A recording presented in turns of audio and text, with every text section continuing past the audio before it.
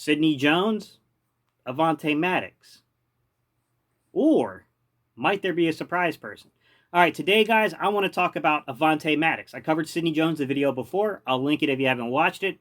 Today, I want to talk about what could Avante Maddox bring if he is indeed the guy that we choose to play outside and opposite of Darius Slay. All right, y'all, let's get to today's topic.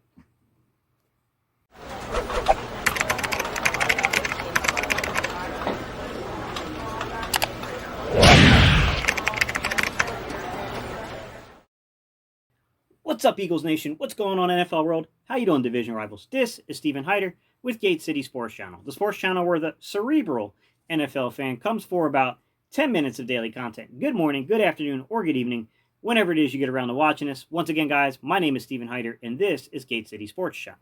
All right, y'all, today's topic.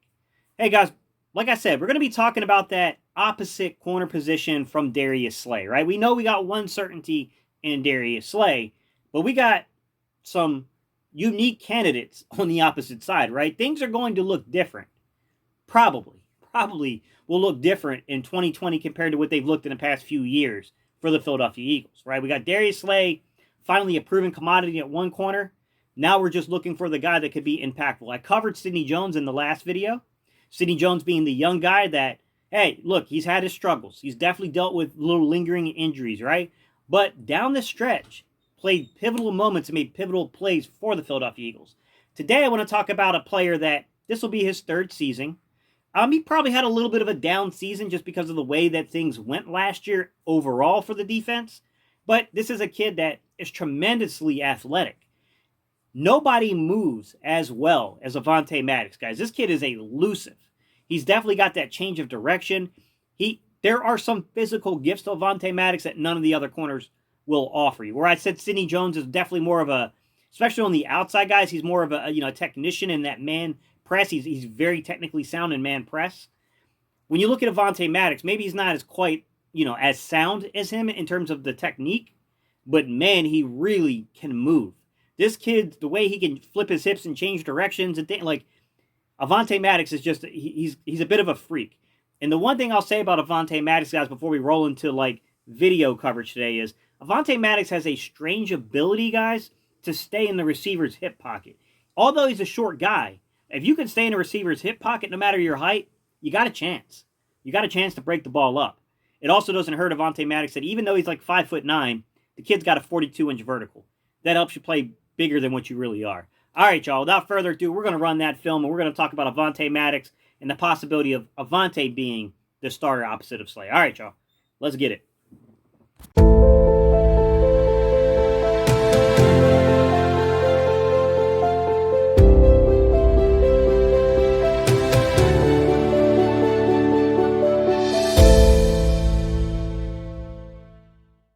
All right, ladies and gents. So the thing that stands out the most to me about Avante Maddox, and if I'm going in the really positive direction of him, this kid can shadow or mirror, I've heard it referred both ways, a receiver better than most, okay? There are times to where his agility is so great, and by the way, I was looking for agility, not elusiveness. His agility is so great, guys, that there are times where a guy, he goes left, he goes right. He tries to shake him off the line, right? He tries to get him on that initial release off the line of scrimmage in his route running, right? He tries to hit him with a little delay step or a stutter step. And man, Avante Maddox is just all over that guy. There's a reason why I think this kid plays exceptionally well against more elusive, right, good route runners in the slot. I think there's a reason why Avante Maddox is going to have great success sometimes against those guys. It's because his agility level mirrors their elusiveness. And that's something that can't stand out. You can't help but to notice it on film. It'll just, if you just look for 5 seconds, man, it's all over it. And the first thing I'm going to show you guys is I really zoned in on 3 games that I want to talk about today.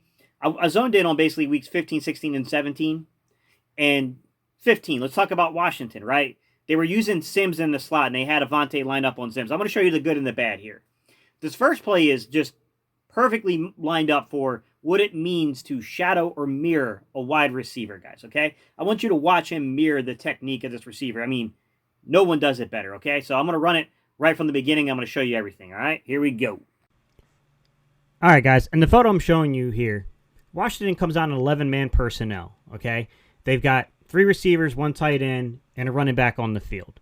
Their X receiver, I think, is Kelvin Harmon. It's really hard to tell from this angle, guys. I can't see the lettering very well, but I think that's Kelvin Harmon at the X. And then if you look down at their Z receiver, right, their flanker, that's all the way down towards the bottom of your screen. That's Terry McLaurin. He's lined up on Darby. And then, obviously, your X is lined up on Jalen Mills at the top of the screen. And then in your slot, you got Sims lined up with Avante Maddox. Just watch as this film rolls. And mind you, the Eagles are in, before I roll the film here, the Eagles are in a nickel coverage here, okay? We're in, nickel's basically become our base coverage almost, essentially, our base defense. So you got your linebackers down there are Nigel Bradham, then you got Nathan Gary down there, then you got, of course, Malcolm playing up on the line of scrimmage. You got McLeod deep, and then you got your nickel corner coming in the game, which clearly is Avante Maddox. Now let's run the film a little bit. Watch what happens. Washington is checking by this motioning of Sims to see if we're in man or zone coverage here, okay? Obviously, and this is never 100%, guys, but generally speaking, when you get a guy following a guy, it means that you're in man coverage. That is not 100%. Sometimes defenses will throw things at you to confuse you. So they're checking. They see man coverage, right? I want you to watch now as I release this, okay? Watch off the release. Look at this way that Avante Maddox plays Chris Sims. There's nowhere to go with that football. There's no separation. That is how you mirror a wide receiver. It doesn't get much better than that, guys. That is a beautifully mirrored route from the cornerback. He mirrors every movement and every motion of that wide receiver. It just doesn't get any better than that. Guys, ladies, Avante Maddox's short area quickness, I don't know how to say it other than to say, guys, it's phenomenal. Look, I'm not going to say he's always, sometimes with guys that are really agile and get themselves in trouble by, making a cut too sharp and losing their footing. But I can tell you this. There are a lot of plays on the film, especially late in the season, where you can really see Avante Maddox's ability to actually step up, come into a situation and mirror that receiver on crucial down and distances. I even saw one play in the Redskin game where they tried to stack and get a free release, and it wasn't enough because Avante Maddox not only was all over mirroring this receiver, he got in there and broke the pass up. And that's just something you have to take notice to when you're discussing who can play. And I don't know if this is going to translate to the outside, guys. That's a difficult thing to see without seeing these guys play, in camp, getting a chance to get acclimated and see how they're actually playing out there. But there's potential, and I understand why the Eagles wanted to do this.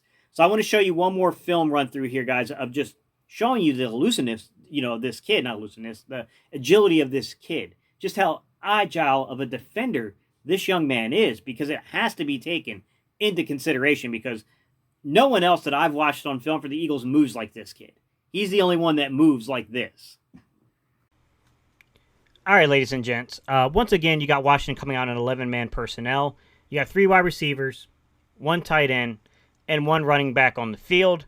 They're going to try to get some free releases from both their tight end and from motioning that split out wide receiver. So if you look to the boundary side, look at your boundary side, you'll see that your tight end is in line there, and you'll see I'm not sure who that receiver is. I think that potentially could be McLaurin. Hard to tell. Can't really see the numbers that well, guys. But if you look at the bottom of your screen, I'm pretty sure that on the field side, the receiver that split out the furthest there, believe it or not, guys, I think that is actually Sims, and I think they're going to try to motion Sims back in to get a free release with Kelvin Harmon. Right? They want to use Kelvin Harmon to give him a free release for a bang-bang play at the sticks. So you're going to have a lot of awareness and really good communication between that nickel corner in Maddox and the outside corner in Jalen Mills. They have to have a lot of communication between one another, right? They've got to be comfortable with one another and know where their responsibilities are. And even if you look at the top side, when the film runs, guys, if you look at your top side of your boundary side of the field with the tight end and your receiver there, they're doing the same thing, guys. They're trying to run a little trap play to get separation for a bang-bang play at the sticks as well. The ball play, though, the play action this time is going to be towards the field side, so the bottom side of your screen, the right side. And just look how well Avante Maddox plays this ball. So watch, they're going to motion. They motion the player over. Okay, now we see they're in a stack set.